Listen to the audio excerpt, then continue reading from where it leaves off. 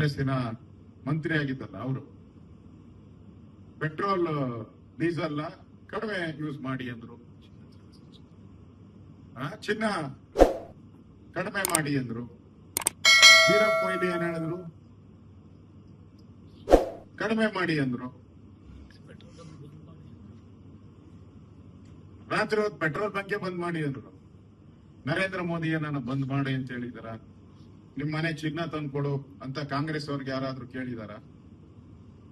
ಅವ್ರು ಕೇಳಿರೋ ಅಂತದ್ದು ಮಿತವ್ಯಯ ಮಾಡಿ. ಇಡೀ ಪ್ರಪಂಚದಲ್ಲಿ ಯುದ್ಧ ನಡೀತಾ ಇದೆ, ಇಂಥ ಸಂದರ್ಭದಲ್ಲಿ ಮಿತವ್ಯಯ ಮಾಡಿ ಅಂತ ಹೇಳಿದ್ದಾರೆ. ನಿಮ್ ತರ ಚಿನ್ನ ತಂದ್ಕೊಡಿ ಅಂತ ಹೇಳಿಲ್ಲ ಅವರು. ಕಾಂಗ್ರೆಸ್ ಪಾರ್ಟಿ ತರ ಊಟ ಬಿಡಿ ಅಂತಾನು ಹೇಳಿಲ್ಲ. ಪೆಟ್ರೋಲ್ ಖರೀದಿ ಮಾಡಬೇಡಿ, ರಾತ್ರಿ ಹೊತ್ತೆಲ್ಲ ಬಂಕ್. ಇನ್ನೂ ಇವತ್ತು 2 ತಿಂಗಳಿಗಾಗಷ್ಟು ಕ್ರೂಡ್ ಆಯಿಲ್ ನಮ್ಮ ಹತ್ರ ಇನ್ನೂ ಇದೆ. ಆ ತರದ ವ್ಯವಸ್ಥೆಯನ್ನ ಬಿಜೆಪಿ ಸರ್ಕಾರ, ನರೇಂದ್ರ ಮೋದಿ ಅವರು ಮಾಡಿದ್ದಾರೆ. ಹೇಳ್ಬೇಕಲ್ಲ ನೀವು. ನಾವಿದ್ದಾಗ ನಾವ್ ಈ ತರ ಮಾಡಿಲ್ಲ. ಕಾಂಗ್ರೆಸ್ ಪಾರ್ಟಿ ಇದ್ದಾಗ ದೇಶದಲ್ಲಿ ನಾವು ಯಾವತ್ತೂ ಕೂಡ ಈ ತರ ನಿರ್ಬಂಧಗಳನ್ನ ಹಾಕಿಲ್ಲ.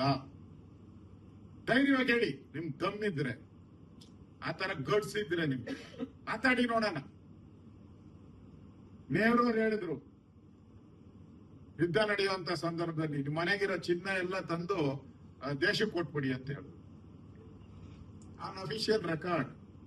ಹಾಗೆಲ್ಲ ಮನೆಯಲ್ಲಿದ್ದಂತ ಒಡವೆಗಳನ್ನೆಲ್ಲ ತಗೊಂಡು ದೇಶಕ್ಕೋಸ್ಕರ ಕೊಟ್ರು. ನರೇಂದ್ರ ಮೋದಿ ಏನನ್ನ ಹೇಳಿದಾರ? ನಿಮ್ಮ ಮನೆಗಿರೋ ಚಿನ್ನ ತಂದು ಕೊಡು ಅಂತ ಹೇಳಿದಾರ? ಹೇಳಿ, ವ್ಯತ್ಯಾಸ ನೋಡಿ. ನರೇಂದ್ರ ಮೋದಿ ಏನ್ ಹೇಳಿದಾರೆ? ಮಿತವ್ಯಯ ಮಾಡಿ ಅಂತ ಹೇಳಿದ್ದಾರೆ. ನಿಮ್ ಮನೆಗಿರೋ ತಂದ್ಕೊಡಿ ಅಂತ ಹೇಳಿಲ್ಲ. ನೀವು ಮನೆ ಆರ್ಡರ್ ಹೊತ್ತು ಮನೆಯಿಂದ ತಂದ್ಕೊಡಿ ಅಂದ್ರಿ.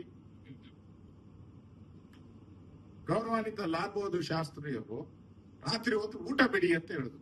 ದೇಶದ ಒಳಿತಿಗೋಸ್ಕರ ಕಷ್ಟದ ಸಂದರ್ಭದಲ್ಲಿ ನಾವೆಲ್ಲರೂ ಕೂಡ ದೇಶದ ಜೊತೆ ನಿಲ್ಬೇಕು, ಊಟ ಬಿಡಿ ಅಂದ್ರು. ಜನರು ಊಟ ಬಿಟ್ರು, ಒಂದು ಊಟ ಬಿಟ್ರು. ಸ್ವತಃ ಲಾಲ್ ಬಹದ್ದೂರ್ ಶಾಸ್ತ್ರಿ ಮನೆಯಲ್ಲೇ ಫಸ್ಟ್ ಅದರ ಪ್ರಾಯೋಗಿಕ ಆಗಿದ್ದು ಲಾಲ್ ಬಹದ್ದೂರ್ ಶಾಸ್ತ್ರಿ ಮನೆಯಲ್ಲೇ ಆಯ್ತು. ಅವರ ಹೆಂಡತಿ ಮಕ್ಕಳಿಗೆ ಹೇಳಿದ್ರು,